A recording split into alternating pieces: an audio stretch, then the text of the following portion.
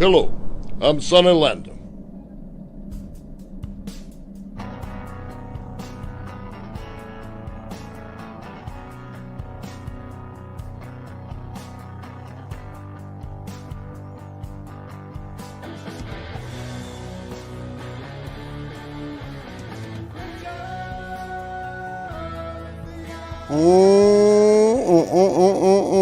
How's everybody doing out there tonight, bulls? Everybody ready to rock and roll, strut and stroll all night long, or at least for the next hour and a half, 2 hours or so. Holla. How you doing, Dana? I'm good. Are you ready to rock and roll and strut and stroll all night long? Well, maybe not all night long, but That's right. part of the night. Yeah, hour and a half, hour and 45 minutes until Sarah comes in here and says, it's bedtime. Bedtime, bitch. That's when I have to get going. But Dana, we were talking about this the other night. Some of the people that are still around from the glory days, from the very early beginnings of DEADPIT, you were one of them. So it's probably, 2006, 2007 era? Well, actually, I started listening to you guys at the end of 2008, so I was a little bit delayed, but not too much. Yeah, I mean, that's right around the time. Yeah. We were trying to figure out, like, a list of people that were there, roughly around the beginning. I think we got, like, Adam Beck. Yeah, Axe was another one that Yeah. I thought of that we didn't mention. But the very first live stream we've ever had Dana on, and she does a lot of streams, and I've got the link to her channel on the YouTube page if you want to check it out. You just did a stream last night. Yep. You were the stream queen is what I coined you last night. That's right. That's great. So we got some people in here. Let's go through them real quick. Of course, our buddy, old Curly Jaws, who sent us a gift, Uncle Bill. We got it in. We have to do an unboxing on camera. I can only imagine So what that's going to be. you need to fucking waddle your ass down here and pick your shit up, and then we can do that unboxing. Did you tell me to waddle my ass? Waddle your... Yeah. What the Whenever I fuck? say that to Sarah, she gets madder than hell, so I figured I'd say it to you. Christopher Waddle down there V and kick your fucking ass. is in the house. He is no relation to me, but, he's like my brother. Dirk Hall, what's going on, buddy? TJ Frizzy is in the house. So, our drunken buddy, Brian Andrew Pietrowski. I love Dana. She is the sweetest lady in horror. You don't live with me, Brian. She's the new first lady of Stream Queens. Manic Exorcism. He's one from back in the day too. That name, Yeah. he's old school. Good to see you guys. Dana, welcome. We're part of the OG team. That's for damn sure. Stuntman Mark, what's up, man? Phantasm Matt says that we're a bunch of GD Synapse butt lickers. I just want to say, like, how funny that shit is for a second. Like, that you basically started a riot by just having us talk about synapse and vinegar syndrome. Well, it's good promotional material. Fine. For anybody that doesn't Controversy know, creates cash. you can check out the Vinegar Syndrome Collectors Facebook page, where I posted our video we made where we were kind of defending Don May Jr. a little bit, but making fun of Vinegar Syndrome quite a whole lot, and they didn't like that. As they wouldn't. No. That's the best part about it, really. They have no sense of humor. They enjoy watching, like, late 70s, early 80s porn. I never thought we'd get to a point where you'd have, like, horror hipsters. But I think we're there. Michael Rajpal says hello from Toronto, Ontario, Canada, bulls. The home of Trish Stratus. I think she's from Toronto. But it doesn't matter where she's from. Falls Rotten is in the house as well. So, Old Curly Jaws is hyping up his gift. The posters that he sent us, Uncle Bill, only 3 are in existence, and he has the 3rd one. So, we are like the new Triangle of Terror. Are we? Oh, I can't wait to see what this shit is, though. It's got to be something. It's got to be something he made. Our buddy John Crescent from Tennessee, boss. He's from Tennessee. What the fuck? I made the mistake of messing with them Vinegar Syndrome people. They are a bunch of ass munchers. Well, the thing is, John Crescent, I kind of did it on purpose. I wanted to get them riled up. You did a good job. You know, that's why I posted the picture of the baby crying with the Vinegar Syndrome shirt on. I mean, that was intentional. I did that on purpose. You know how them fuckers are, too. They take that shit so seriously. Like, no! Tom May's a piece of shit. He's doing illegal activity. I know for a fact. Look at this post here on Blu-ray.com. It proves it. I'm a lawyer. I fucking went to law school. The They Call Her Brown Eye shirt is on the way. I didn't have time to work on it today, but it is coming. We are going to definitely unveil the They Call Her Brown Eye shirt, which is only going to be available in brown. That's the only color you can get it in. It's the only way it makes sense, I guess, isn't it? Yeah. So what we doing tonight, Uncle Bill? I can't remember who come up with this concept. Was it you or was it me? I think it was both of us, actually, because we were trying to figure out. I'm going to be honest for a second, because we've done a lot of shows, Dana, but we've never done a stream with you. And we were like, he asked me, he's like, what kind of show can we do with Dana? And I said we can do like a Final Girls show. Because I figure that that's something that we all know. Well, yeah, and something that you have a unique perspective on that we're not going to have. So, yeah. And we wanted to do something that you hadn't done on your channel because you've done like a lot of streams on there as well. So, want to keep it fresh. Yep, I have not done one on Final Girls. I think I had thought of it from time to time and just never did. Well, we beat you to it. Yeah, you sure did. You got scooped. Yeah.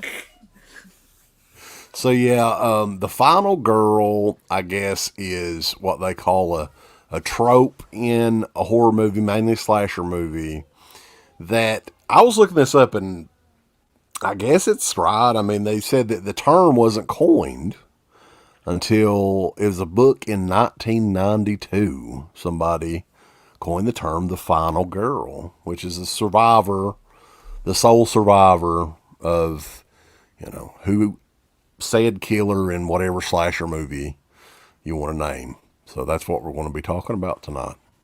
Everybody excited? I know I am.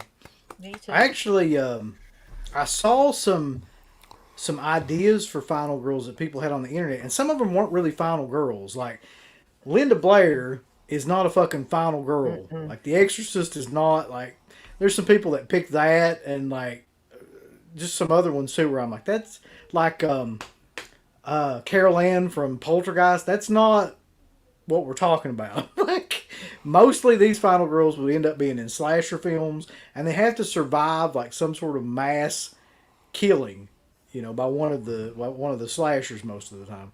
I'm not saying that it's necessarily always a slasher film, but a lot of the time it is. Yeah, for sure. And we want to get you all's feedback as well. Keep posting stuff in the chat. The odd one on the Wikipedia article, which was the first one listed, and I'm like, that's not a fucking Final Girl either. For one thing, she died. She wasn't even the last girl to live in the movie, right? Yeah. That was the Mary Collingwood character in Last House on the Left. How the hell is that a Final Girl? That don't work for me, brother. That's right. All right, so I guess we just go around now and we just talk. We just throw some ideas out. Let's kick it to Dana. Let her start it off. Which movie, which Final Girl would be the first one that you can think of, like chronologically? Well, I guess Halloween probably for me with Jamie Lee Curtis. the Laurie Strode character. That's the first one I can actually remember. Hey, somebody actually survived. You could go back to Psycho, but Janet Leigh's character doesn't survive through the first portion of the movie, and then she's just gone. So I would have to say Laurie Strode in Halloween. What about, and I mean, it's not. I would say Laurie Strode's definitely probably the first modern version. She's the prototype. Yeah.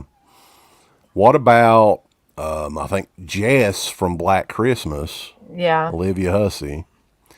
And get this, I did not know this until the day I was looking these movies up, because some of the first ones that they mention is Olivia Hussey, Jess from Black Christmas, and Marilyn Burns' Sally from Texas Chainsaw Massacre, right? Mm-hmm. Yeah. Did you know, and I did not realize this until today, those movies came out the exact same day in 1974. Holy shit. I did not realize that, no. Yeah. No, that's fucking awesome, though. October the 11th, 1974 is what it says on Wikipedia. Now, I'd never heard that before, but that's kind of odd that two iconic movies, kind of very different horror movies, but they came out the exact same day. I mean, how had that ever happened since? That'd be an interesting thing to look up. That is wild, though, that two movies like that that were that influential came out on the same day. I gotta say, though, that those are probably two of the strongest ones of this whole list too. Would be Sally from Texas Chainsaw and Jess from Black Christmas. I think that Marilyn Burns' performance in Texas Chainsaw is probably one of the most realistic performances that I've ever seen of anybody, like any of these women, like being in a movie like that where they're supposed to be fearing for their life, because like the final table scene and everything of that movie is just so chaotic and crazy, and she appears like legitimately terrified for like a better part of 20 minutes. I think they were crazy by that point. If you watch the documentaries and stuff about the making of it, I think they were. I think everybody in that cast was pretty much crazy from the heat and the smell of the rotten meat and the things that they were having to go through. So that probably was pretty realistic on Marilyn Burns' part by that point. Yeah, I don't know how he did it. If it was like you said, just the environment and the heat and everything. I don't know how he got that particular performance, but Jesus Christ, like that's never really been replicated like that again. Mick Garris is the final girl of 2022. Michael Rajpal from that Canadian dollar, boys. Thank you, sir. Laurie Strode in Halloween H2O to me was the best final girl. She survived not just the original Halloween, but ultimately defeated the monster and conquered her demons. What are your thoughts? Well, Michael Rajpal, I don't know what movie you watched, but she tragically chopped the head off of an ambulance driver. At the end of that. She didn't but you didn't know anything. That then. That was fucking in Resurrection. Right. Hey, I wouldn't put anything in from Resurrection in any kind of mythology. Jesus. Well, I mean, they've erased both of those movies now with the current timeline, so we don't have to worry about either one of those. But I can definitely see where he's coming from there. She gets her ultimate revenge at the end, and kind of at the time we thought, hey, that's the definitive end. She chopped his fucking head off, right? Right. I mean, that's true. Yeah, I hated the way they fucking did that too. By the way, like where they made it. Because at the end of the H2O, that's kind of the perfect ending, and then they made it to where, she fucked up and went crazy. After she did it, she couldn't get over the grief. Bunch of shit. But that's another story for another day. Carter had a good point, though, about Black Christmas. She survives up to what we see at the end. Right. But the killer is still in the house, and she could have possibly got God after the camera stopped rolling. Who knows? Yeah. Black Christmas... And we've talked about this before, not too long ago, actually. I still think that movie's underrated. Right? I know people talk about it a little bit more now, but there was a point in time for Black Christmas where it was not readily available. You never heard anybody talk about it at all. And honest to God, it's the prototype to what Halloween, the massive hit Halloween was a couple years after the fact. That is very much true. Oh! Gonna get... We need to record that on a 7-inch vinyl and sell it, Uncle Bill. We Figure do out have what like to do that. Have like a water splash blue vinyl. But, So yeah, and how many times they've already remade Black Christmas 2 times, and both times not very good. Although people champion the remake now. that's The true. the first remake. Not the 2000. Yeah, Yeah. God damn, that movie's awful. Okay, so if you had to, Dana, if you had a gun to your head, and Steve's life was in danger, and you had to pick between. Oh, she wouldn't give a shit about that, by the way. Yeah, that. Just say one of her dog's lives are in danger. Yeah. Say that. Yeah. So, okay, between Sally's performance, Marilyn Burns in Texas Chainsaw Massacre, and Jamie Lee Curtis, Laurie Strode in Halloween, like which one do you give that to? Just based on their performance in the movie. Yeah, well, being as you said, like Marilyn Burns' performance is so realistic, I would have to give it to Marilyn Burns. A lot of the feminists out there, though, they're not fans of her performance because she's pretty much weak. She's scared to death. She doesn't really do a whole lot to fight back in Texas Chainsaw Massacre. I think that's what makes it more realistic, though. I mean, if you're in a situation like that, like, you're not going to be, a fucking badass. You're surrounded by a bunch of people wearing, like, skin masks and shit. You're just going to be like, fuck. Well, and you got to think of the time it was made, too. In 73, it came out in 74. I mean, that's very early. So I don't think they were doing that very much in movies at that point.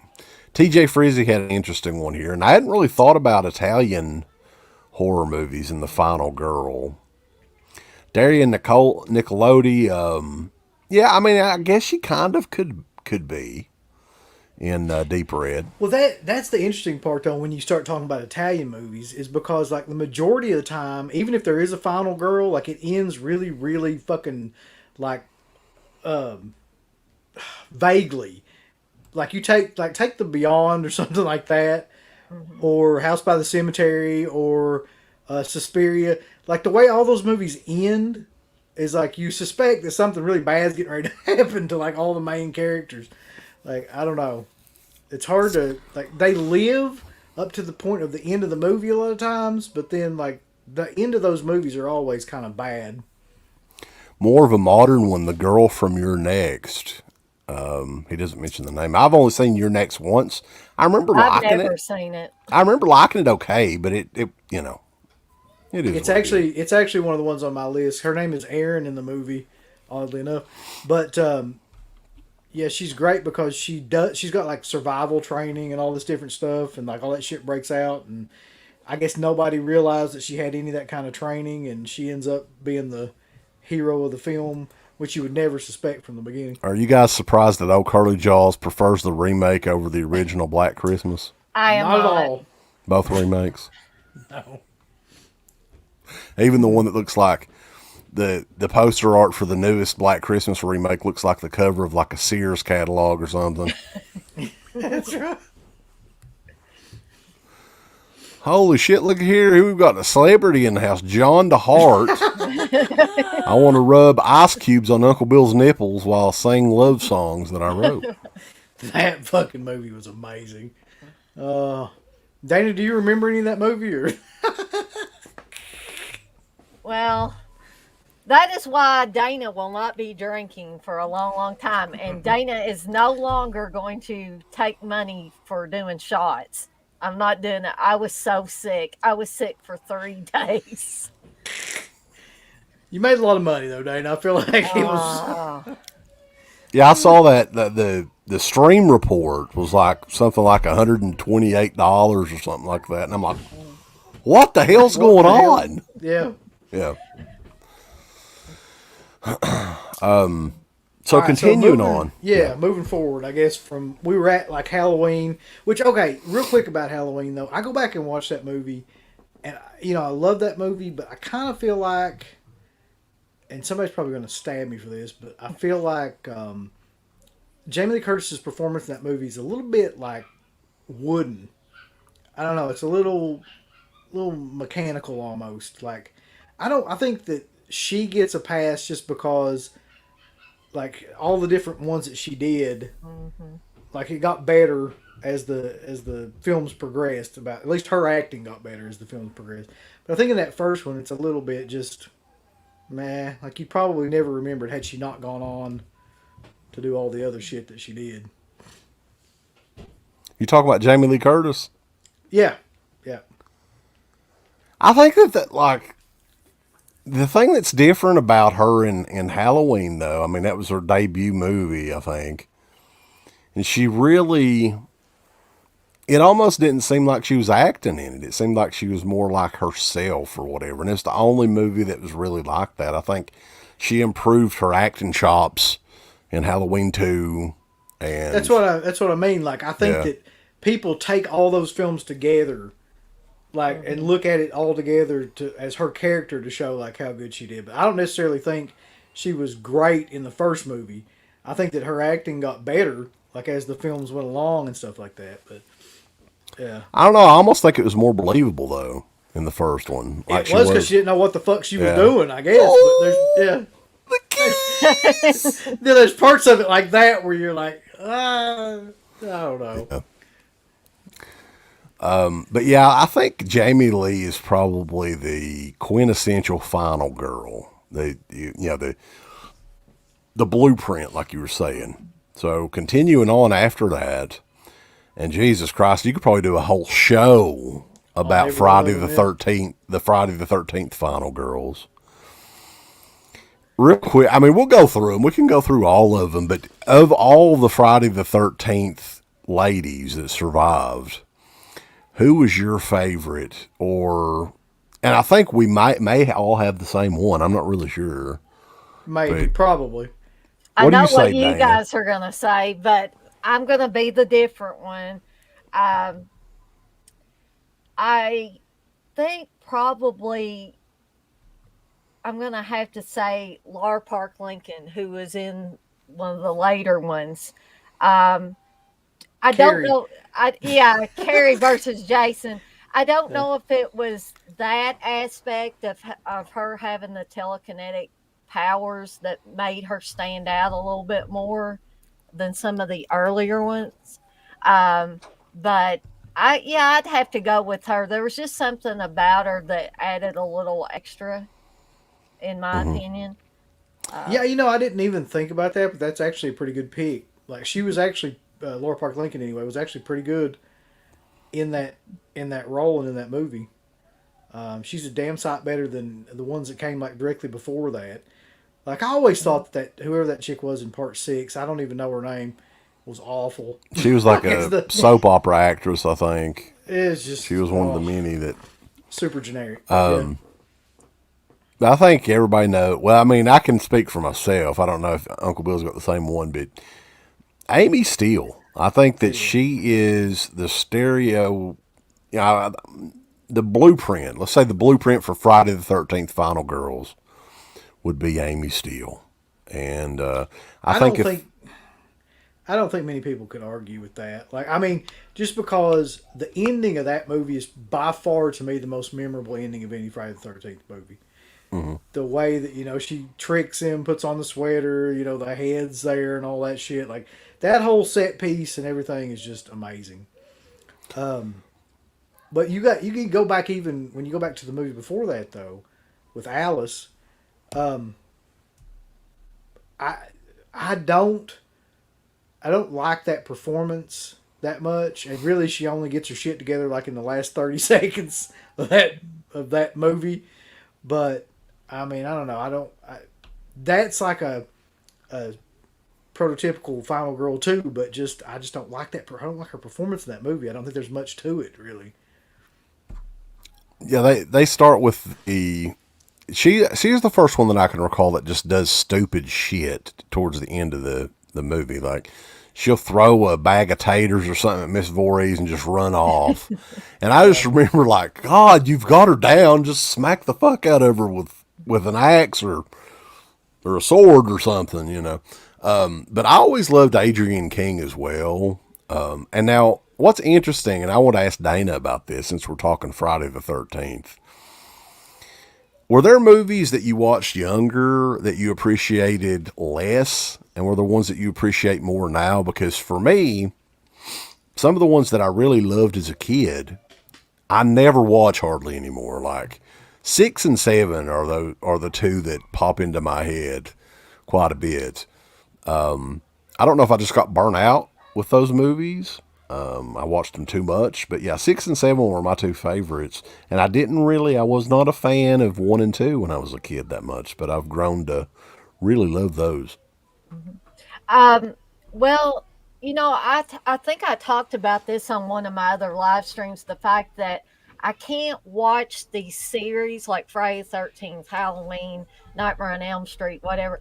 I can't just watch them real close together, or I do get burned out on them. But when I was a kid, I could watch them over and over and over again. But now I catch myself tuning out, and that way I know, I've watched these too close together. I need to take a break from them and go back to something else. And I don't know why that is. I don't know why, if I was just a stupid kid and you could just put anything on the idiot box and let me sit in front of it. And if it was a horror movie, I would like it.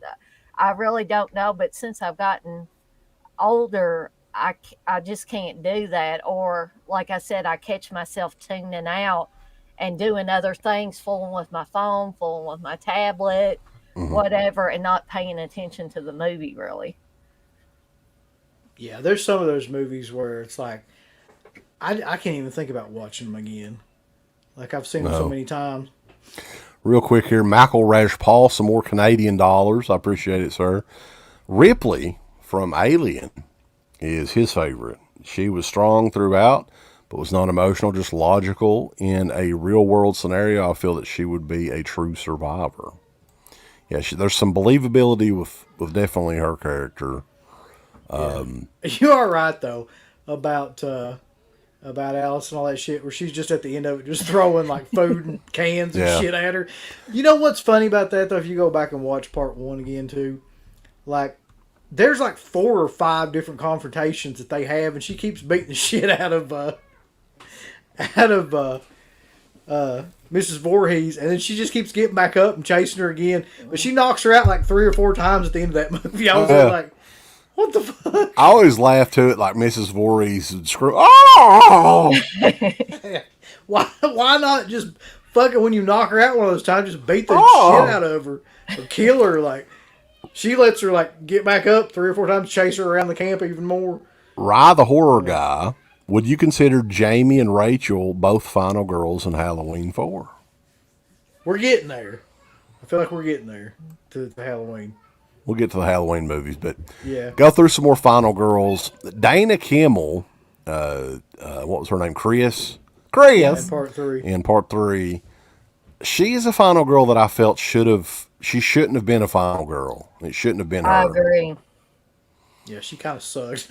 Yeah, she was She really sucked, and I read some old interviews with her in Fangoria. I think way back when Fangoria did like a Women of Camp Crystal Lake retrospective, and Dana Kimmel was pretty much saying, I didn't want to do this, I didn't want to do that, that was just wrong. And she kept going to Steve Miner and saying they couldn't do that, and my character wouldn't do that.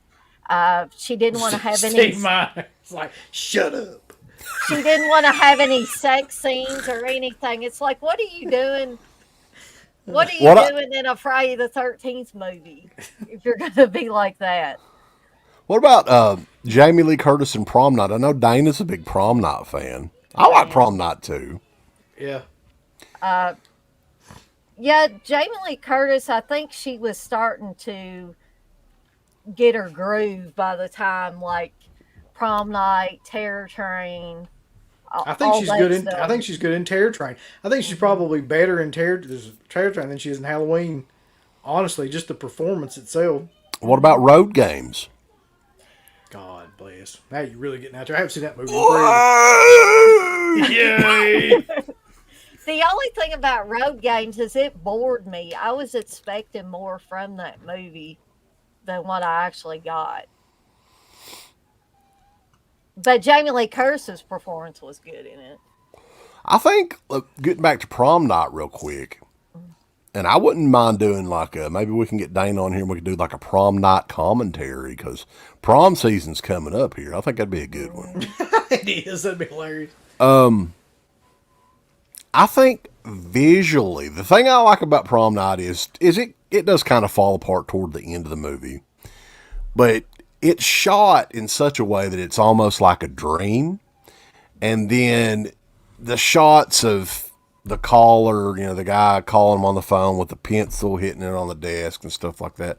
There's some creepy shit in that. Mm-hmm. And I think I have a nostalgia factor for Prom Night, because when I was a lot younger, my parents would go to the drive-ins. This is still when the drive-ins were big. And I remember them taking me when I was quite young, and they watched Prom Night. And the only thing I could remember about it was the beginning shots where Robin falls out the window. Mm-hmm. And I couldn't remember much else after that. But then years later, I was like, I got to see that movie. I only remember this beginning part. I want to watch the rest of it. And I think the nostalgia factor is what feeds into making that so special for me. Yeah, I think that's what it is for most of us. It's just nostalgia a lot of times on some of these movies. We'll go through Friday the 13th real quick here. So Dana Kimmel, she's the shits. It should have been the Mexican girl. I think Mexican girl and Shelley, those two could have survived, and it would have been better in part 3. Part 4 that was Kimberly Beck. Fuck, I don't give a shit about Kimberly Beck. See, part 4 was like, somebody mentioned this, but part 4 was all about Feldman. Like, you don't even really, they don't even really pay that much attention to the final girl in part 4. It's just all about the kid. So, that was really kind of like a default. Part 5, I love Melanie Kinnaman as the final girl in part 5. Yeah, she didn't do shit, but she was fine. Hey, all she had to do was wear that damn top at the end of the movie and run around and just get the top real wet and stuff. And the sweater kept disappearing, so you got to see even more of the wet top. Danny Steinman, he was a fucking hateful old motherfucker, but I loved this son of a bitch. He made some good shit. He did. Get you both out of my way, you bitch. Can you please get the fuck out of my way? You'll cover my booth up. I swear to God, he said something like that. He'd look over at me, and like our tables were like cater-cornered side by side, and he was like, "Well, they're just gonna stand there all fucking night." Get you guys. I was like, "Yeah, pretty much. That's what people do at our table. They stand there and just kind of bullshit." But that's back probably in the Cody LL days, where he'd stand there for about 2 hours. Fucking talk to us. He'd say something for old Cody LL, and he'll get his feelings hurt. Yeah. Part 6. Okay. Yeah. I never liked her. It was, what the hell was her name in that? Who was in part 6? Megan. Yeah. I never did like her. Thought it was awful. Laura Park Lincoln, I like her. She's good. Did a good job, yeah. Part 8 is that horrible Rennie shitter. Yeah. Who only other claim to fame is she starred opposite of Scott Blackula, or whatever the hell his name was, in Major League 3. Scott Blackula. I was watching, it was on USA Network one time, and it was the only other movie I've ever seen that girl in. I can't remember. Jensen something. What's her last name? Jensen Daggett or something like that. Yeah, I can't say that too fast. But yeah, she co-starred with our good buddy Scott Blackula in Major League Back to the Minors. I'm so glad you remember that movie. What a turd that was. I didn't think she was that bad, and I always liked part 8. I like part 8, but she fucking sucks in it. I mean, what does she do? Except wear that stupid sweater vest thing the whole time. She's a goody little two shoes. And you knew she was going to survive. I mean, if you like sweater vests, that's your movie. Continuing on to the New Line movies. Who the hell was the final girl in Jason Goes to Hell? I don't even remember. It was Aaron Gray, wasn't it? The one that had the baby and all that shit and was running around. Was it? Didn't she have a daughter that had? Yeah, it was her daughter, I guess. That would be technically. What's a fucking daughter? I don't know. I really can't even remember. That movie's the shits. I hate that movie, and I hate Jason X too. And everybody talks about how awesome Jason X is. I hate Jason X too. You'd have to be a huge fan of like shitty direct to sci-fi channel originals to like Jason X. I mean, I remember watching that in the theater and was like, and now there's people championing Jason X. But who was it Monica Keena? Was that Jason X? No, that was Freddy versus Jason. Okay. Jason X was like... Oh, it was Canadian. Wasn't her name Lexa or something like that?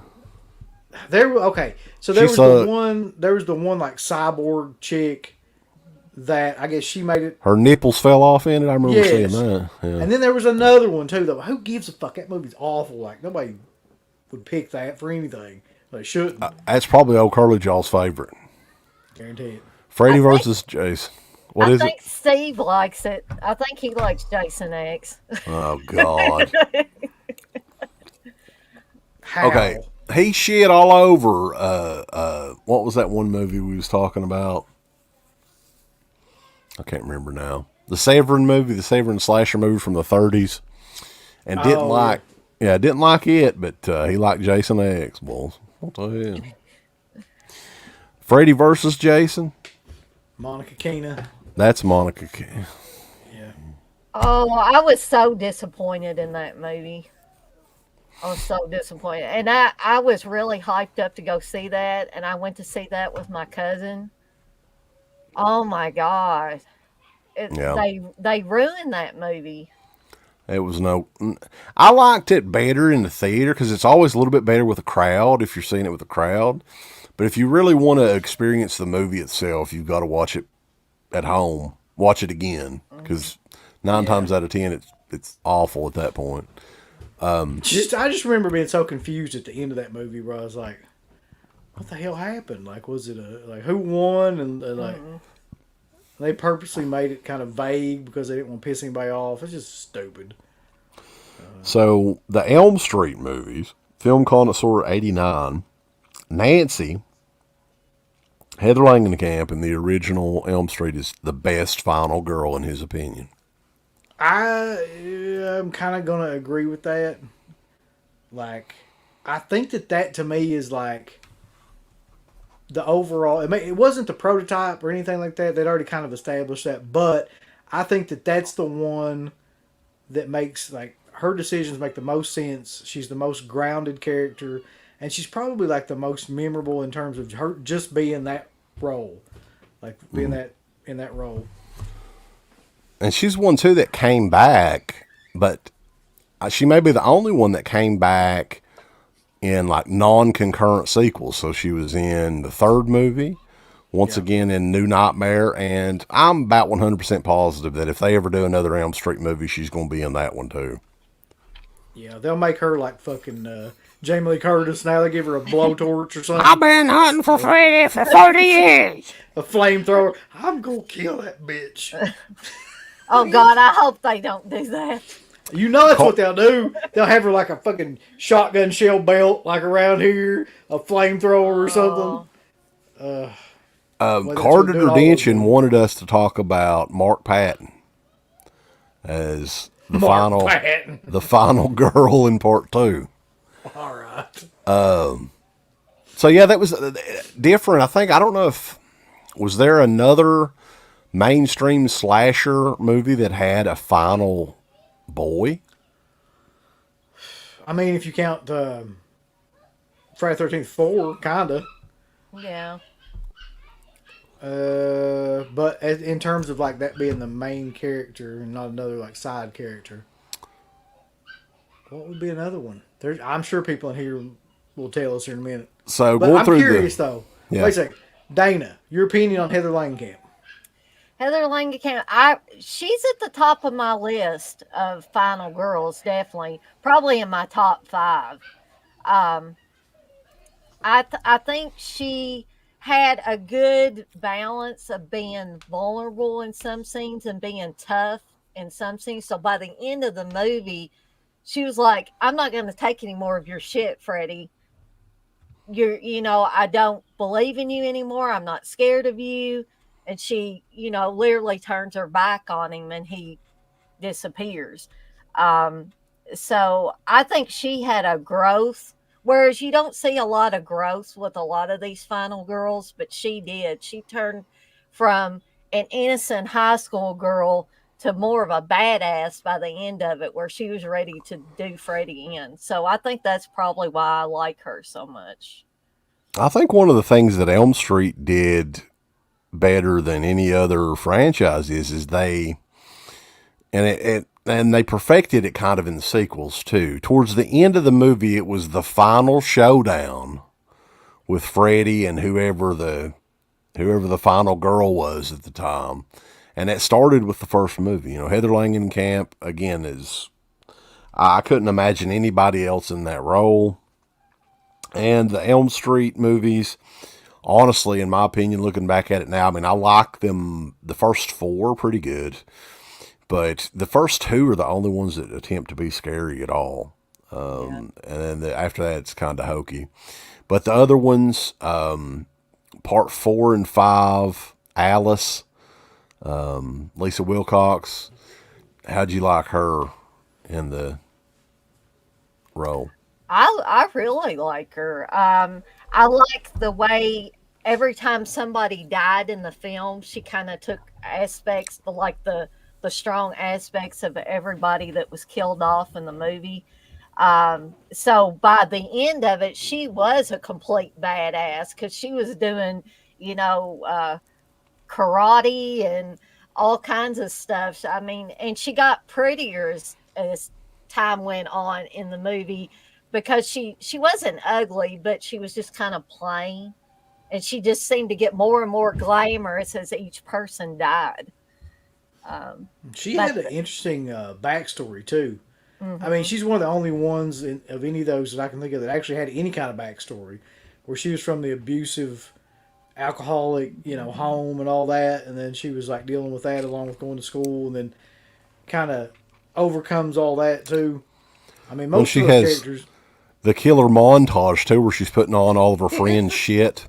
Yeah. And it's like, fucking A, man. It's great. Yeah. Those movies I loved as a kid, too. As a kid, it's weird how your tastes change over some movies. Like 3 and 4 and even a little bit of 5, I probably burnt those movies up. But it took me a little while to warm up to the first one, oddly enough. But yeah, continuing on... I don't want to talk about the Elm Street movies after that. You all fine with that? Well, there's nothing to talk about, really. What the fuck? Yeah, I'm fine skipping out on those. I think this is a good point, too, because we're right in the middle of the 80s at this point, to talk about the Halloween sequels. Like, after you get past, 2 and 3 and 4 and 5, to me, it's got to be Rachel and Danielle Harris. So, those two... But I don't know which one would actually be the final girl. I guess in part 4, it's Rachel, isn't it? I'd say it's both of them in part 4. And then, like, part 5, it would have to be Tina, one of Uncle Bill's favorite characters. And, why does everybody hate Tina? Because she sucks, damn it. I like her. There's something about her I like. She's like a final girl on crack or something. Like the most annoying final girl character ever. We may have missed one from the late 70s, Uncle Bill. What do you think about Gaylon Ross from Dawn of the Dead? Is that a final girl, though? I guess... She was the final girl? It is. Yeah, but 2 of them survived, I think, not just her. Well, Betsy from Mad Men, if you want to talk about Well, that's Alexis Dubin. I'm sorry, I shouldn't have mentioned that. You can't ever talk about Madman. No Love for Scout Taylor, Straight Outta Compton.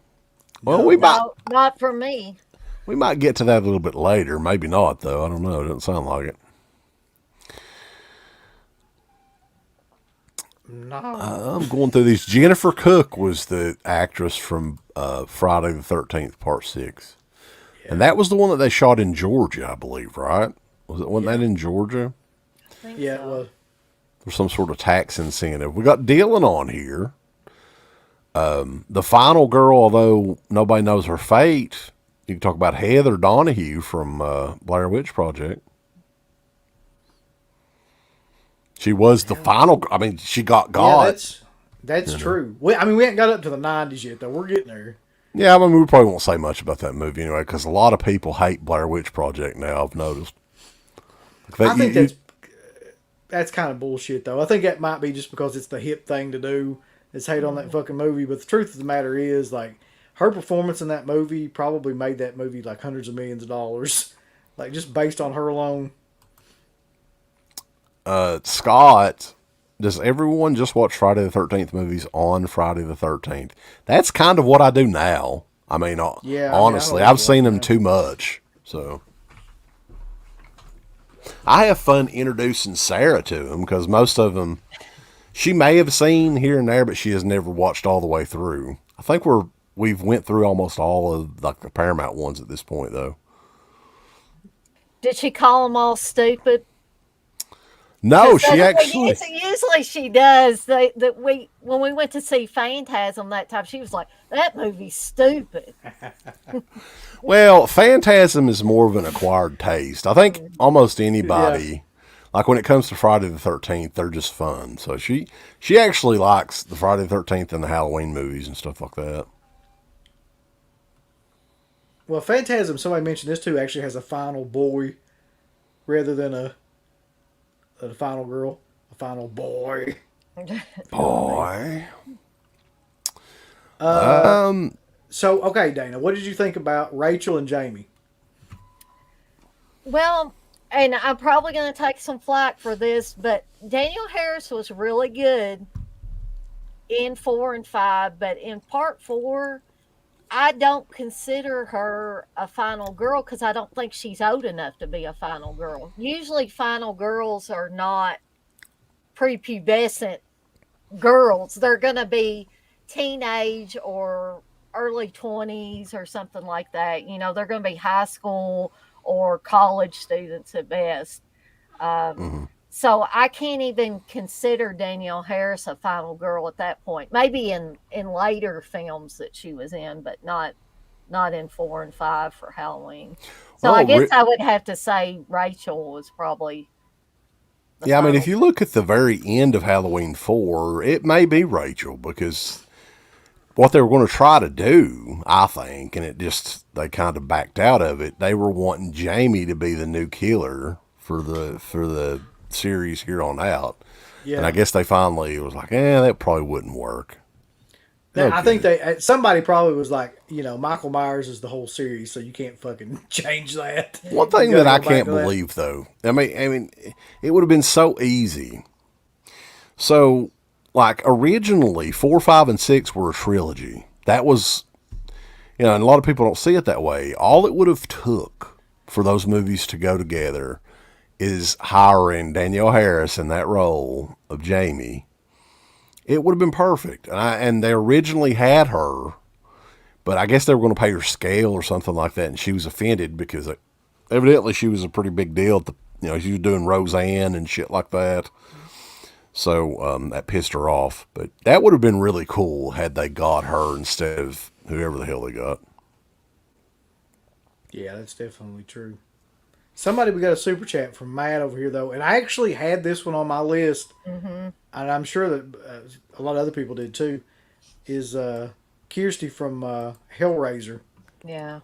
Let's see here. I'm way behind. Have you got control of the chat, Uncle Bill? I don't think so. Hold on. Maybe. No. I want to go through some more super chats real quick here, too. Dirk Hall Thank you, sir. Wendy from The Shining. Yeah, I would say so. Yeah, that makes sense. I can't find Matt's. Wendy. What did he say, though? We'll get to him here in a second. He just says, Kirsty from Hellraiser is a forgotten badass final girl. And that was one that was definitely on my list, too, because Ashley Lawrence does an amazing job in those movies. At least the first two, for sure. Like, that's, I mean... Yeah, I think that definitely want to... Yeah, Hellraiser. I love the first two Hellraiser movies, and I actually like Hellraiser 3, but after that, I actually need to rewatch some of those movies, I think. I don't really... They kind of get blurry. Aside from the last two that they made, I'm never rewatching those ever again. I think that you seriously should rewatch Bloodline, at least. Jake Cortenhouse, if you want to shock the audience with Friday the 13th Part 4, have Judy Aronson survive. No one would have seen that coming. That's true. Yeah, she was the slut in the movie. That would have been good. That'd changed it up a little bit, I guess. But you wouldn't have had that great raft scene, though. That's true. Maybe he could have, like, maimed her pretty hardcore. But she's still survived. making money off that raft. Oh, shit. Yeah, that's crazy. That's so cute. Yeah, X-Ray Punch, Jason X was very Canadian. It sure was. It looked like a sci-fi original. Hold on, boys. Jason X is a classic. That's the third best one, according to No Curly Joes. Yeah. Jessica Kimball was the name of the character in Jason Goes to Hell, Jason's niece. Jason X had a final girl, a final robot head, and one final dude. Yep. Pop's Movie Dungeon. What's going on, man?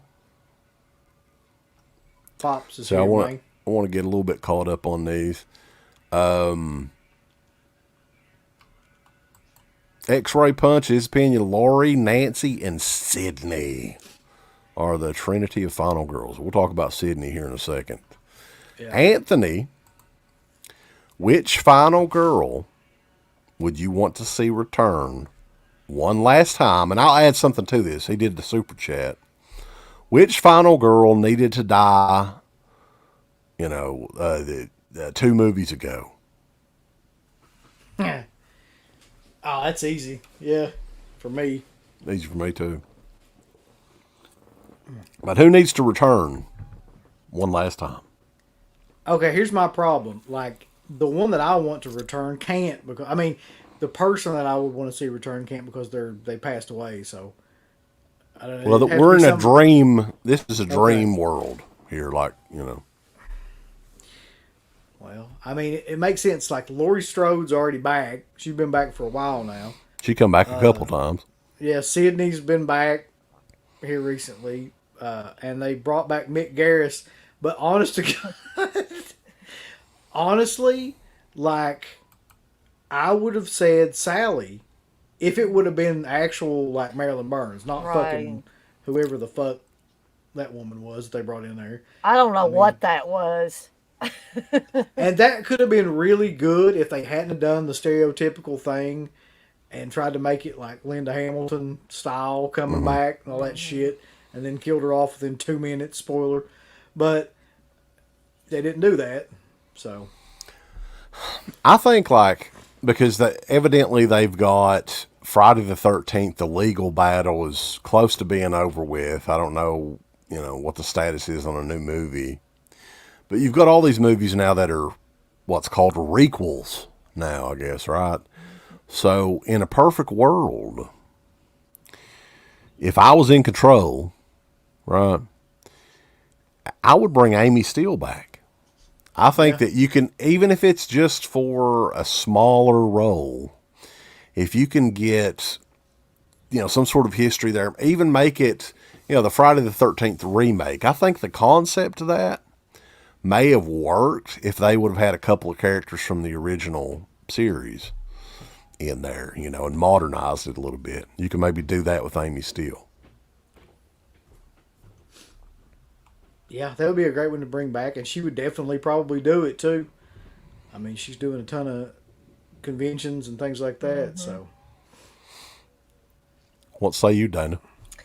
Well, it probably wouldn't be possible in the movie world because they've killed the character off within the movies. But if in this dream world we could go back and have her not get killed off, I would like to see what Alice was doing from the original Friday the 13th. If she had not died at the beginning of part 2, what would her life be like now? Would she come back and try to fight Jason again? Or, I just am curious what she would be doing had she lived within that movie series. She'd still probably have that fucking bob. that mushroom bob cut that everybody had in the early 80s. Dude, like, one of the strangest things, and I love Adrienne King, by the way. She is one of the nicest people. She really a sweet is. person. And, I mean, everybody ages, everybody gets older and everything. But I can remember when we met her at Scarefest, I think it was in 2008. She could have passed for 20 years younger than what she was. Right. So, I mean, I was just amazed. I mean, she evidently takes very good care of herself, for sure. And at this point, she's probably close to, 65, 70 years old? Has to be, yeah. Yeah. That was 40 years ago that she made that movie. Yeah. So she'd probably be at least in her mid-60s, I would think. Yeah. But yeah, Adrienne King, if anybody has the chance to meet her at a show, she's one of the nicest people. And she sells wine, so you can get fucked up. Press the leg liquor. The final girl in the Prowler, man, really? I love the Prowler and everything, but Yeah, I do too, but she's a weak final girl. I would have to say that. That's like, I don't remember, like Leah Ayres from The Burning, you could say that too, but I mean, she didn't do anything. She just kind of hung around and I don't want to talk about The Burning. I won't get Dana started on it. Yeah. How it's better than Madman? Is that what you don't want me to get started? Okay, God, aside you did from, it now. I will give you the gore aspect of it, but aside from that, what is better than Madman? Well, Steve would say that The Burning has more titties in it. So that's Who probably better why. than Madman? Nobody. Well, there are some titties in it. We're talking about titties on here. I That's started titty it. She's rolling her eyes at me. Sarah, what do you think about that? What's your favorite type of horror movie, real quick, on here before you go to bed? None of them. Ah. She likes the Friday the 13th movies. Yeah, I don't like all that gory blood shit. It just looks too fake. You know what she actually like? Hey, she has watched some of the Italian horror stuff. I think she kind of likes that. I guarantee it. I don't know the difference. Mario Bava Shock, which is basically Lamberto Bava's Shock, by the way. I don't believe Mario Bava had much of anything to do with that damn movie. He was getting ready to kick the bucket. Poor fella. But what were we talking about here? Titties. Titties and beer. What were we talking about? You should be respectful. We were talking about titties, but what kind of titties were we talking about? I am respectful always. Steve just says there's more of them in The Burning than there is Madman. Oh, yeah. Yeah. That's But true. Madman has the hot tub scene. Yeah, it does have that. Madman has better atmosphere, has better music. The music in The Burning is fucking terrible, I think. You gonna fucking talk about Rick Wakeman like that, you sack of shit? I hate Rick Wakeman. Rick Wakeman's trash. I wouldn't care if he ever woke up. No, I ain't gonna be that bad. Nah, it's bad. Wake up, man. Okay. What else we got here? Tom Arnold's on here. Tom Arnold. I'm gonna try to get caught up here. Children of the Corn. What the hell? Linda Hamilton and Children of the Corn, really? Did she survive Children of the Corn? Yeah, I think so. she, But like she did, but I wouldn't call her a final girl. I don't know. there's a bunch of people though that survive these movies that they're just kind of like, you know, they don't do anything. They don't really have anything memorable going on in the movie whatsoever. She would be more of a final girl in something like Terminator than Charlie I'm trying to Horn. recall what was my Scout Taylor Compton impression. Was it the same? I don't know. Was it the same voice when I like made fun of Jess back in the day? Oh, baby boy, oh my God! Was that it? Could have been. I don't remember that at all. Wet Movie 1 is in the house. He is all the way live. And he, can you believe this? In Burbank, California, Goodwill, found a copy of David Guzlin's seminal masterpiece from 2008, Haddonfield, starring Oh, wow. me and Uncle Bill was. I really can't fucking comprehend that, but yeah. So weird. Here's the thing. Somebody had to buy that at a convention, too. Like, there's no other explanation for that. Well, that's what I told him because it was one of the convention copies from like Friday Night Film Fest or something. So I'm thinking it might be Sean Clark's copy. He's going through his shit. And like, I was trying to think. Yeah, there probably wouldn't be too many people. I mean, I think did he sell it online? I can't remember. Cannot recall. I'm just now to the Hellraiser comment from Phantasmat. Appreciate it, sir. But yeah, the Hellraiser movies, and they're remaking Hellraiser this year. And what do you guys think about this now? We got to tiptoe around this because Pinhead in the new Hellraiser movie is a girl, kind of. Okay. Kind of a girl. There's just something that's hilarious to me about you trying to be politically correct about this shit. Yeah. I just don't know. To me, they're really trying to force this woke shit into a bunch of like movies where it completely doesn't belong, and that would definitely be like one of those instances. Like, is there really anybody that gives a shit about that or like thinks that that's a good idea? I mean, was the LGBTQ community clamoring to get fucking a trans person in Pinhead, Hellraiser? No. I doubt it. Fucking stupid. To be fair, wasn't the original book, wasn't Pinhead a woman in that? Shit, I have no idea.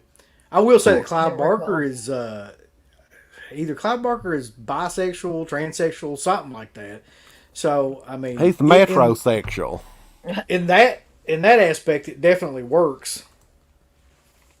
Yeah, I mean, I don't care. I mean, it's fine. The movie could end up being killer. It don't matter to me, but I just find it's funny that they promote that aspect of it, whatever. That's what I'm saying. Like, I just don't know who gives a fuck about that. Like, thank you for the super chat, Dirkster.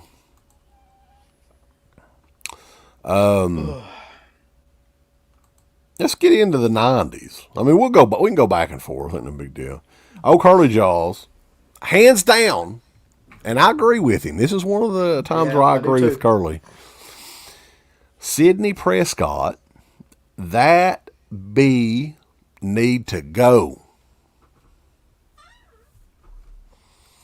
So this is the case where there's been one final girl for the entire franchise that's survived. Most of the time they kill them off the first sequel, second sequel sometimes. But she has survived 5 movies so far, and they're making a 6th one, which evidently the title of the 6th one is just The Scream. Jesus. I think that at the point where she's been chased around by this fucking guy or guys or girls like 5 different times, going on 6 different times now, like you either going to go into witness protection or you're going to fucking like just, I mean, it's done. Give it a rest. She needs to die. She needed to die in this movie. Like, that's what I thought was going to happen. That would have made sense. I did too. We did an entire very in-depth Scream retrospective that you can go back and listen to. But I just wanted to touch on this again because this isn't ever mentioned at all. I think just for the fact that the movie's 16, 17 years old at this point. The interesting thing about the first Scream movie is the final girl is killed off in the beginning of the movie, who you would assume would be the final girl. She's front and center on the poster. She's the biggest star in the movie. And I think originally Drew Barrymore was to play the Sydney role, and she chose to change it up and play the first victim to the Ghostface killer. Bulls. Daner, what are your thoughts about Sidney Prescott's fucking tired ass in these movies? I'm beginning to think that they're going to keep going with these Scream movies and having her keep being the final girl till she's in the nursing home. And what's the Ghostface killer going to be chasing her around the nursing home? That's how it works. She's going to be in a wheelchair going around trying to get away from Ghostface. I mean, wouldn't it have made sense, though, to make her the killer? Exactly. That would have made the most sense out of anything. And had her be killed off at the end. But I'm just hoping that they get around to that at some point. Because, I mean, she would have lost her mind by now having to run around from fucking Ghostface 5 different times.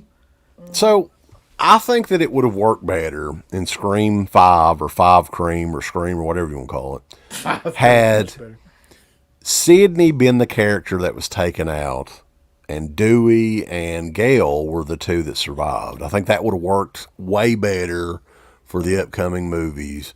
You already had the backstory there where Dewey was still in love with Gale or whatever, right? You could have followed that up. Sydney definitely, I mean, I don't know what the hell. I mean, they're probably never going to kill her off. That should have, for sure, I think if they really wanted to kickstart a new, series of movies, that should have happened. I tell you what they're going to do. I can predict it right now. In the Scream or whatever, they're going to have a montage where, Gale and Sydney get beaten up, and they're going to show, fucking a flashback montage with Dewey, and he's going to be like, "Get up, you son of a bitch, because Dewey loves you." Something like that. 13 Fanboy just come out on DVD. Have you guys seen it yet? I think it's on Amazon. I watched it.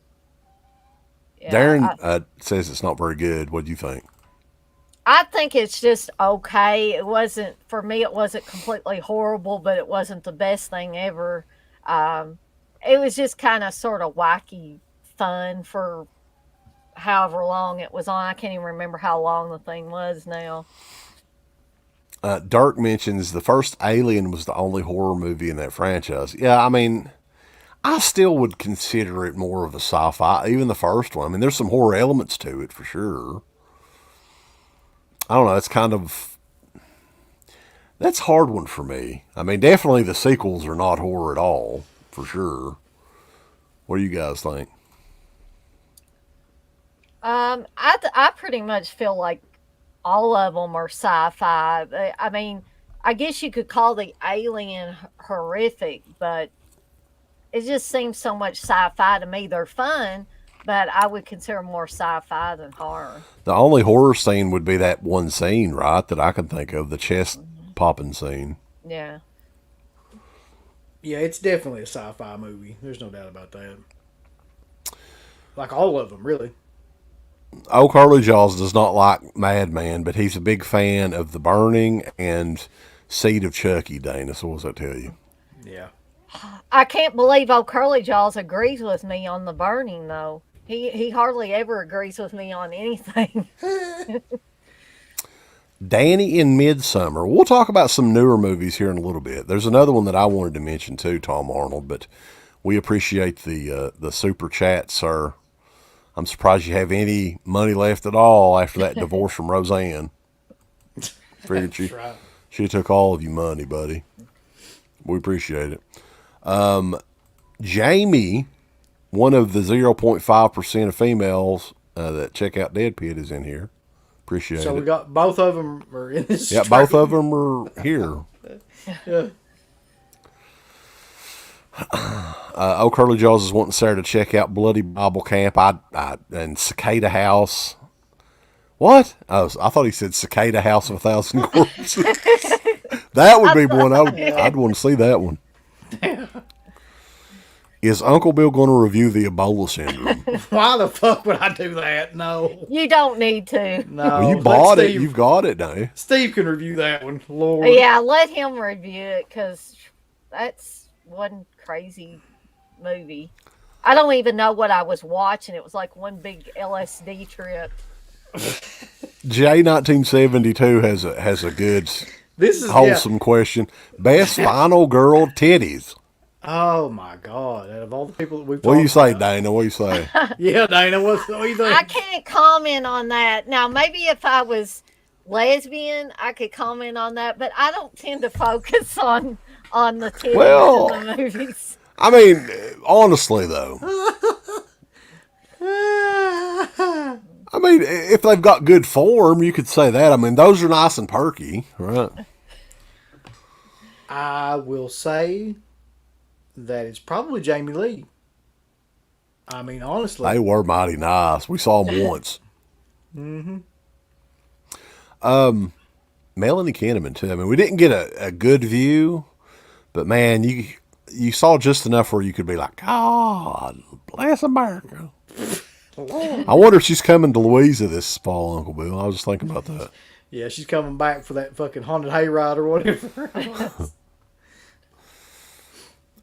So, I more tell you more one ones. one Let's we- go.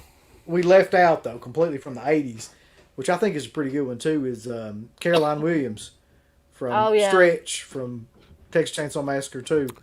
Like, I thought she did a pretty good job in that movie, especially considering what they had her do. Like, Yeah, that was a wacky movie.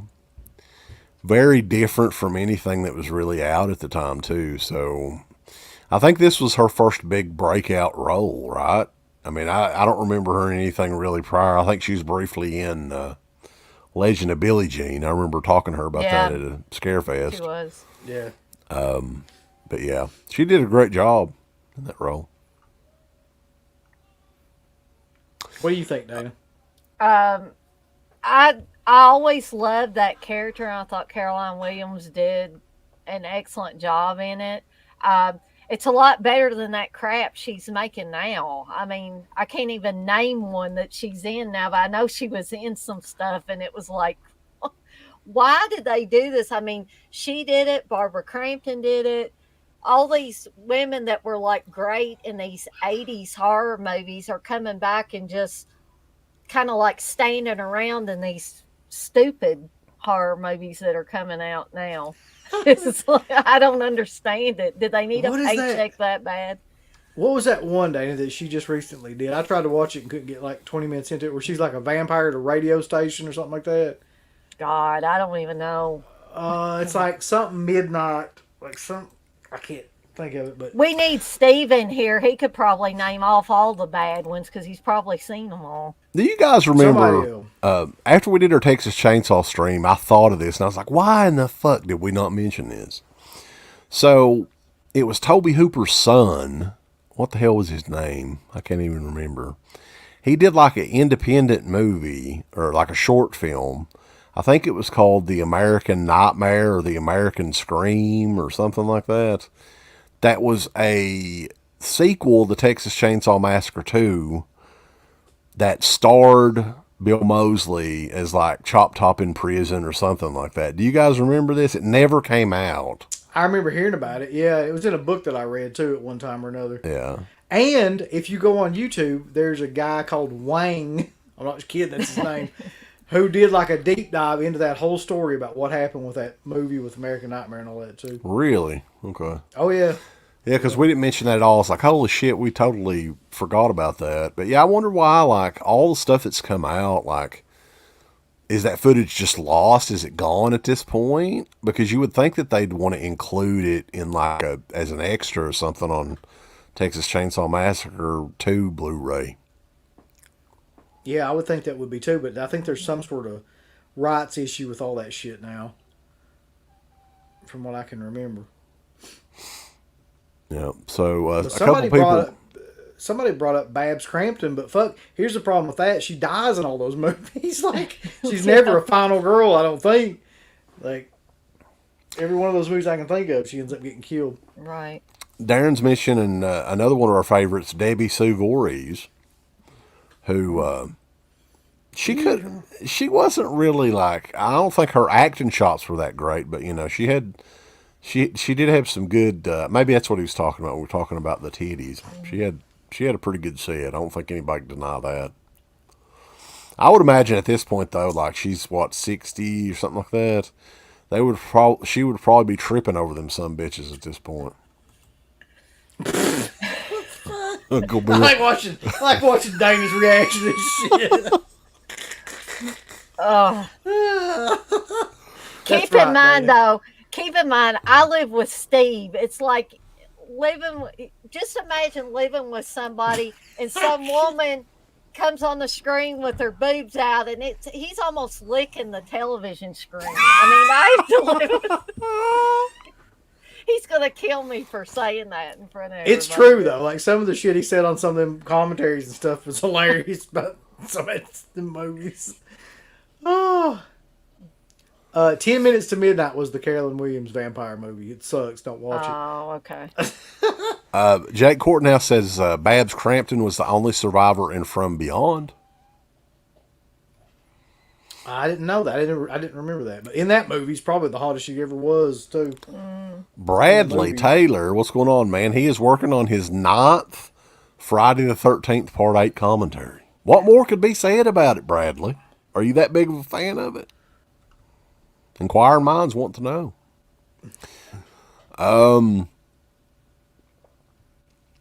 Matt says there's a little bit of Steve in all of us. Good Lord, I hope not. One's enough. Yeah, Steve broke the fucking mold. Steve. Yep. So, continuing on though. Yeah. Who else in the 90s? Like Jennifer Love Huge Tits, her character. Yep. Julie, was her name Julie? She was a survivor. I think that was her name. I think so, yeah. What do you think about those movies, Dana? We talked about those. Me and Uncle Bill did on the show a few weeks back. Yeah, the post-Scream slasher movies and the kind of formula that they all kind of stuck with for about 10 years there. I mean, like, I Know What You Did Last Summer was okay, the first one, and then I didn't really care about anything after that. But something like Urban Legend, which I would put in that category, I love that movie. I can still pull that movie out and watch it. I don't know really what I can't put my finger on what makes that one special for me. It might be that I've always been interested in those urban legends. I've got several books about urban legends, and that always seemed to be interesting to me. And maybe because they tied a horror movie with several different urban legends, maybe that's why I like it so well. Yeah, I always liked urban legends as well, for sure. Jennifer Conley, J1972, in Phenomena / Creepers. She would, I would consider. I think the thing about... Go ahead, sorry. I was just going to say, there's a lot of different killers in that movie. So she's escaping from like a psychotic woman, psychotic like child creature thing, and like all that other stuff too. So she's definitely a final girl by the end of that movie. Oh yeah, no doubt. The thing about Italian horror though is like the formula is a little different than the American style, because really in Italian horror movies you don't. Most of them that I can recall, there's not that group of friends that, it's more random, the people that get picked off. They don't. Now, I mean, they all, some of them might be more like the American style, but most of them that I can think of off the top of my head, they're just a little bit different. Yeah, it's an odd kind of difference between the two. What about Allie Larter in The Final Destination? The first, movies. the first couple. First two, I guess. Yeah. Yeah, I liked her. I didn't mind the Final Destination movies when they first started, but like when they kept going on and on with it, like I think they could have made one of them and just cut it off there, and I think it would have been good. But the first one I did really like. Yeah, those movies started to become a gimmick after, like, I mean, the death scenes and stuff. I think the first two were pretty good. And then it just started getting ridiculous. Like, I can't remember which one started at, like, a NASCAR race or something like that. Do you remember that? And that was the, is that the third one? Third or fourth? And they had, like, they all kind of go together. These weird-ass, like, just sequences that would happen where somebody would die in, like, a fucking tanning bed or some bullshit. It was just ridiculous. It kind of jumped the shark, that concept, when, like, you're getting, like, people are dying from getting hit by, like, car engines and stuff at NASCAR races. Yeah, it kind of, you've jumped the shark then, for sure. But the first two were good. The Descent, that's more of a recent one. And then they did, like, the sequel. That just confused the shit out of me. It did me too. Because the Descent's, like, I mean, it's almost like, masterwork or whatever in filmmaking. And then it was a big hit. I think it did very well at the box office. And then, like, they do the direct sequel on a fucking, like, and they did the same thing. There's a couple of movies they've done that with where they just, like, I don't know if they just wanted to get it out there quick and make it just a direct-to-video thing, which is what they did. But why in the fuck would that girl go directly back in that same area? Here's where they was at.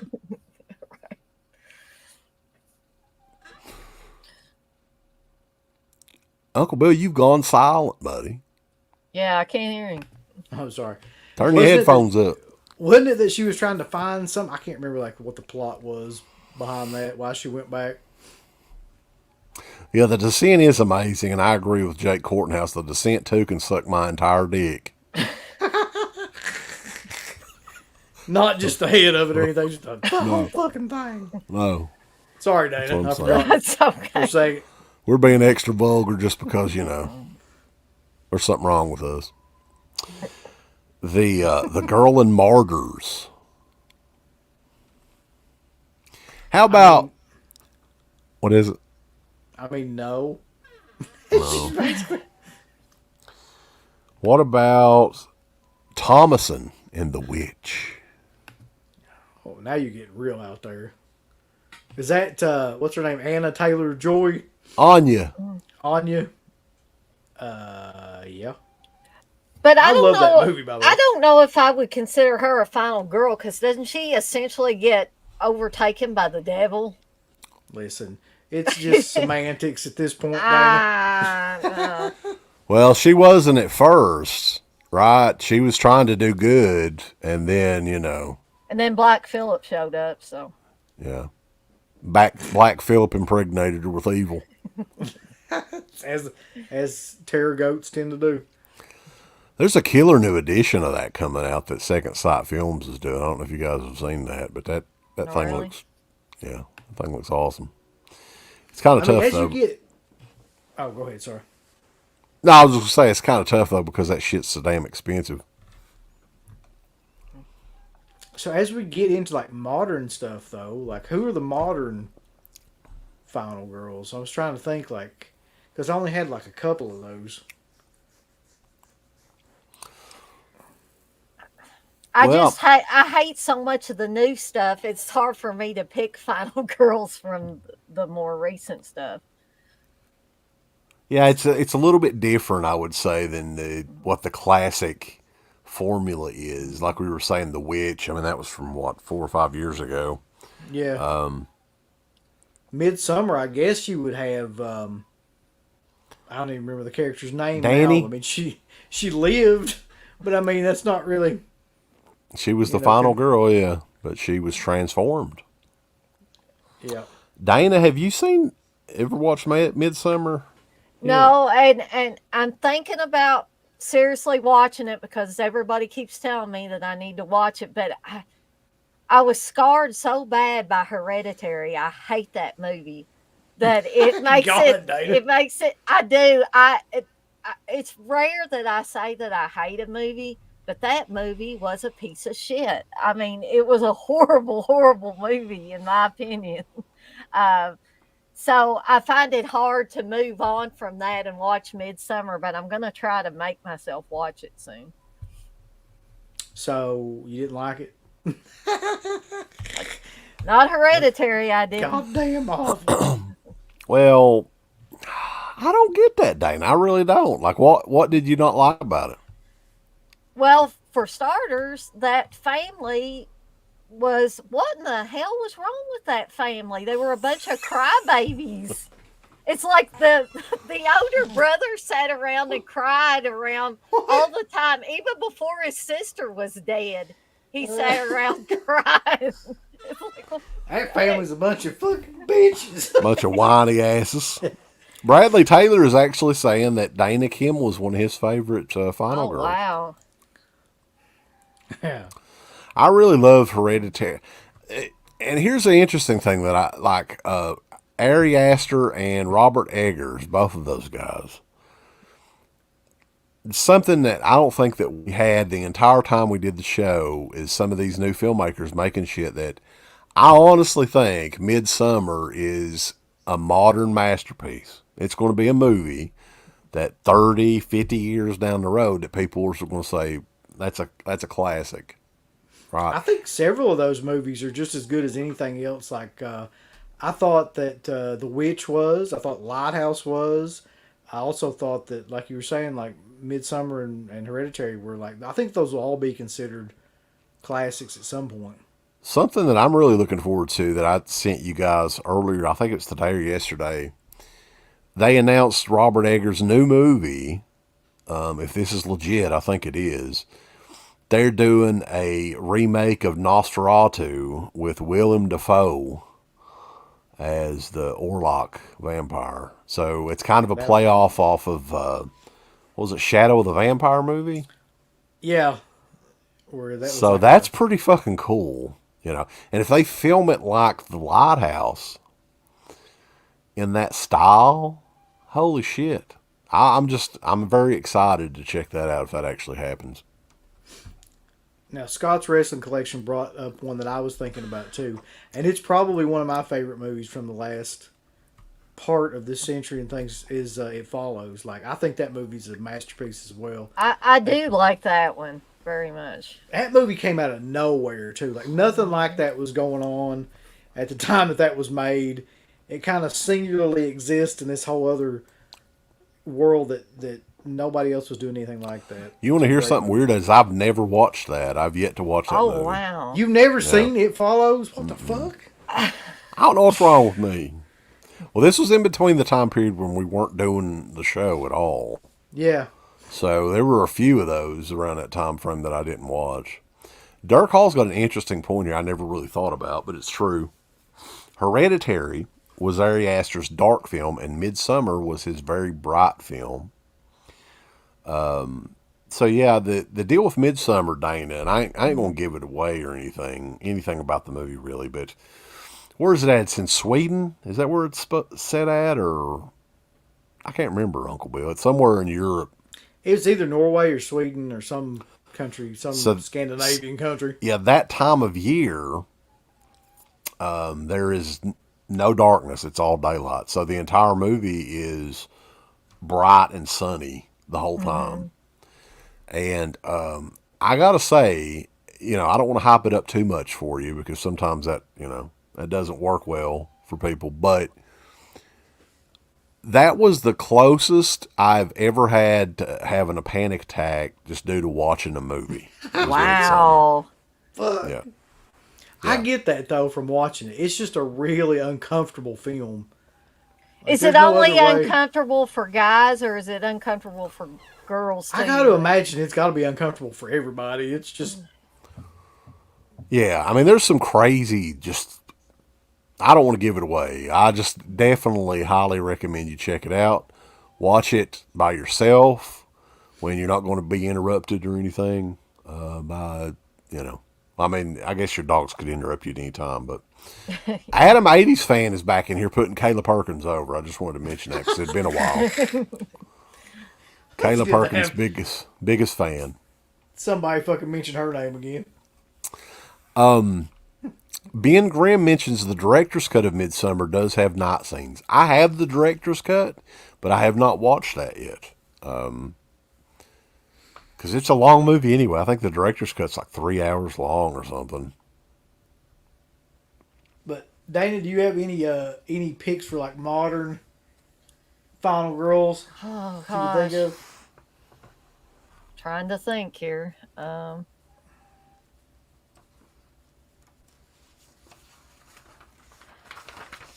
Do y'all remember that movie Lost After Dark? That was a few years back. I don't think I've ever seen that. Oh, really? The one that was supposed to be, and I know they say this about a lot of movies, it's supposed to be like a throwback to like 80s slashers. I really enjoyed that one, but I'm sitting here, it's been a little while since I watched it, and I can't remember if there was a final girl in that one. There probably was, but I can't remember. But I do really remember liking that movie. I can go over some modern ones that they mentioned on Wikipedia, and these would be movies that we would never ever fucking talk about.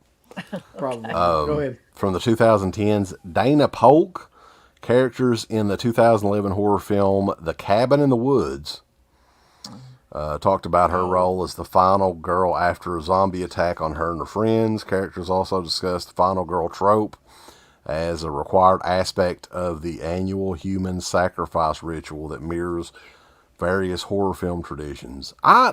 That's another movie that people champion that I just don't get. I don't understand it. We saw it in the theater. We did one review of it. I will never watch it again. I have no interest in ever seeing it again. Well, fuck. Like Cabin in the Woods. I like that movie. Did you really? Yeah. I enjoyed it. It wasn't like the best movie out there, but like I said, it wasn't the worst either. It had some good moments in it, I think.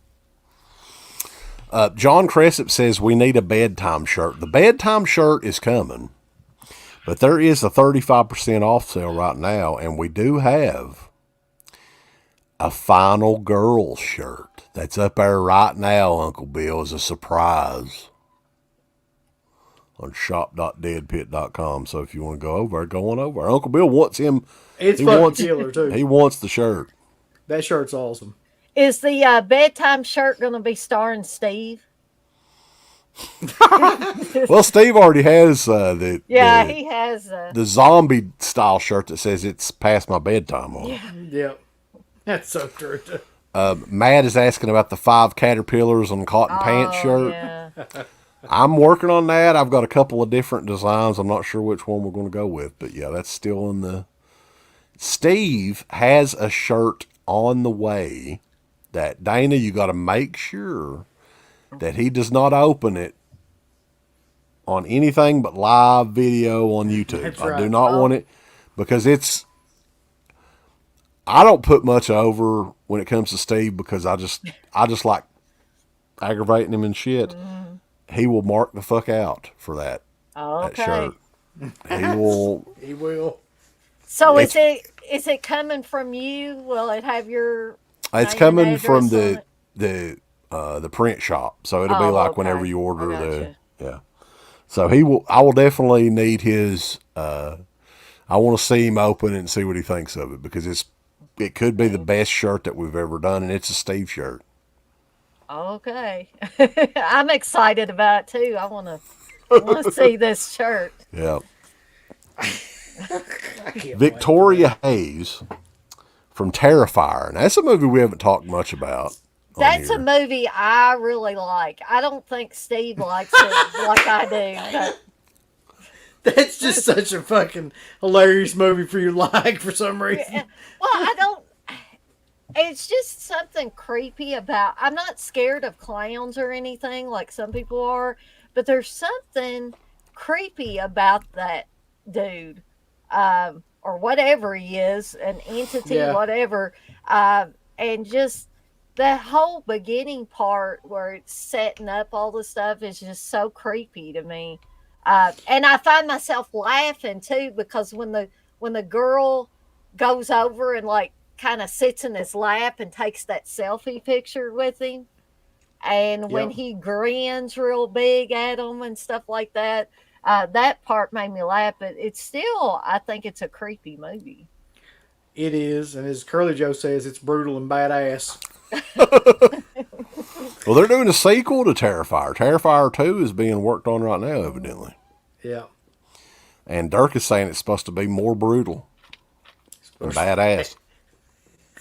Twice the brutality.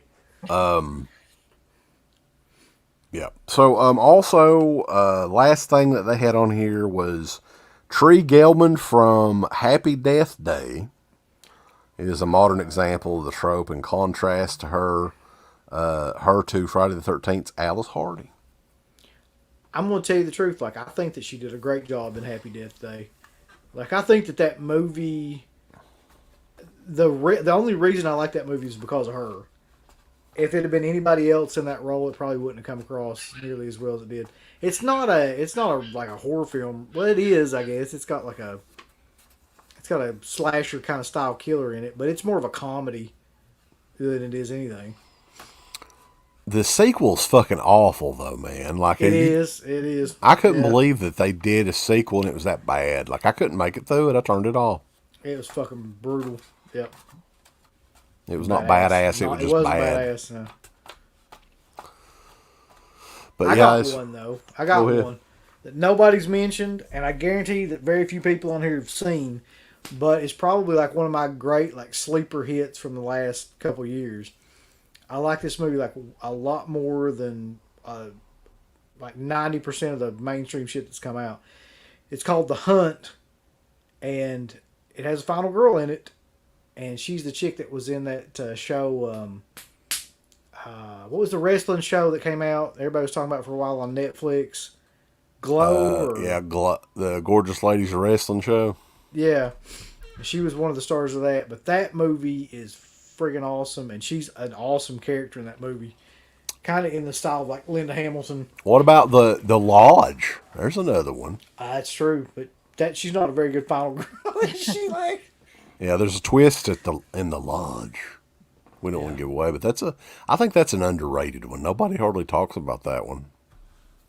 As far as the movie goes. That one was just okay for me. I didn't hate it, but I didn't love it. It was better than The Burning, Dana. Okay. Holy shit. Whatever. Holy Lord.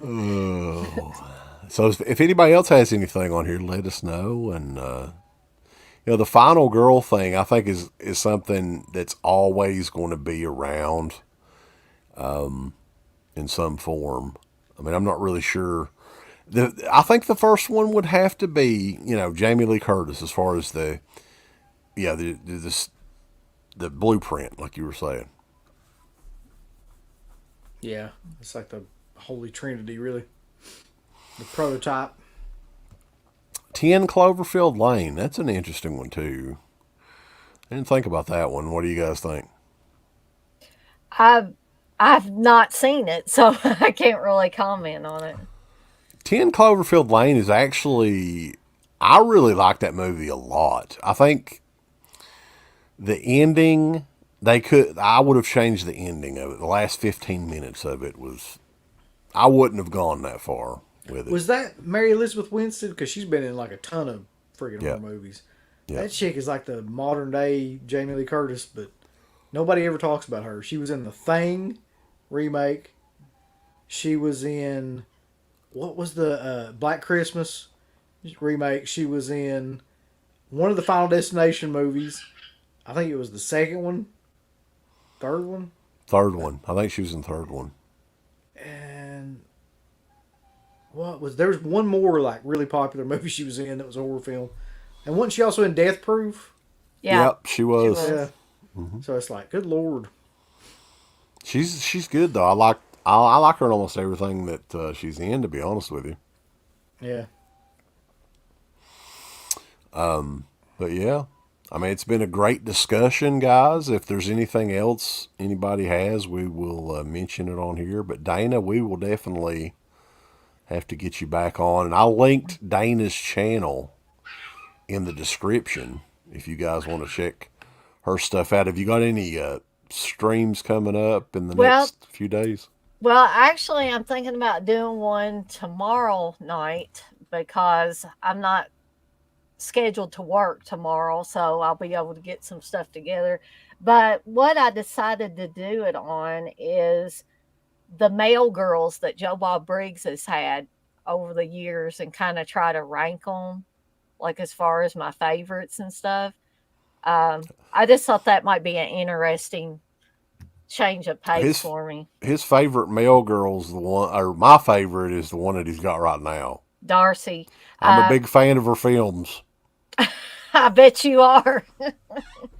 But you know what? Have either of y'all ever met her? No, I haven't had the pleasure. I mean, she is a really sweet person, and I can put aside the fact that she's been in a bunch of pornos because she also likes the horror movies. So, and she was really sweet and nice when I met her. I went to one of those, How Redneck Saved Hollywood, one of Joe Bob's shows. He and Darcy actually came to Louisville. I think it was a couple of years ago. It was like right before the pandemic really geared up. So that was a really fun night. And Honey, like Joe Bob's original male girl, was actually there too. So that was interesting. And Steve was salivating, and I said, "Why don't you go over there and talk to her then, Steve?" He's like, "No, I don't want to bug her." I said, "Well, there's your chance to go talk to Honey, the male girl, or the old male girl." Yeah, I don't know. I don't know what Honey would look like at this point in time, but I know Darcy looks pretty good. Honey didn't look too bad. I mean, it's obvious that she's gotten older, but she still, she still had her figure and stuff, it looked like to me, so. Dirk Hall says that she gets naked and grimy. What the fuck?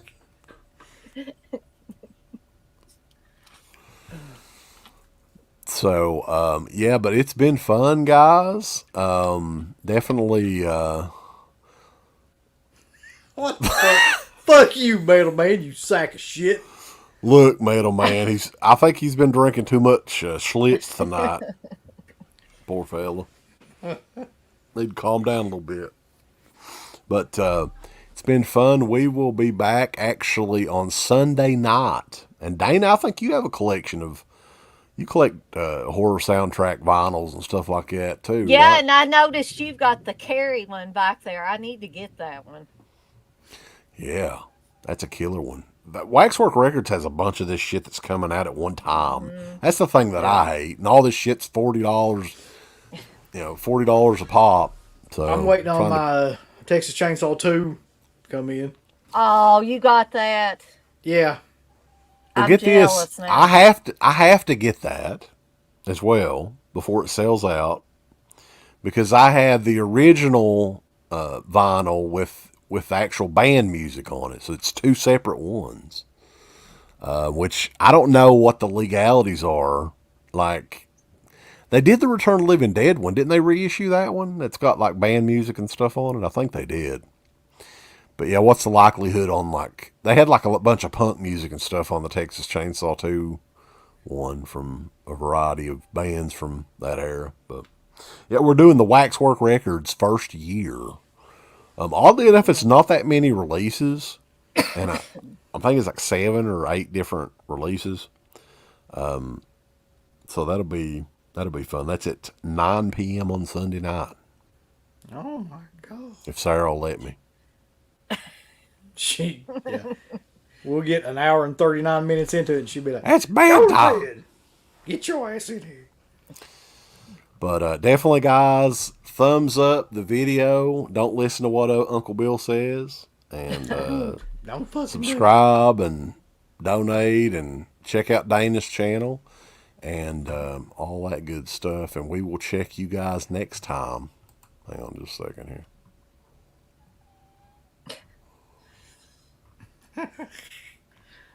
Over at DEADPIT.com. Give us the thumbs up. Up your butt. Like, subscribe. And if you subscribe, here's something else you can do. Once you subscribe, you can click the bell notification, right? And it'll notify you anytime that Dead Pit puts up new shit. Or don't. I really don't give a if you do or I don't. want you to. I want you to. I don't care. Let's keep our community growing here on YouTube. I don't like it. I don't want you to touch nothing. Listen, they need to do that, pal. No, don't you dare touch it. Thumbs up. Subscribe. And click that bell. Thank you to all of our supporters on Patreon. DeadPit on Patreon.com is the only place to check out a complete archive of the old Dead Pit radio shows all the way back from 2005 on, in addition to the midweek shows and fan commentaries, exclusive podcasts, and much more. Dead Pit on Patreon.com if you're interested. Tiers start at only $1.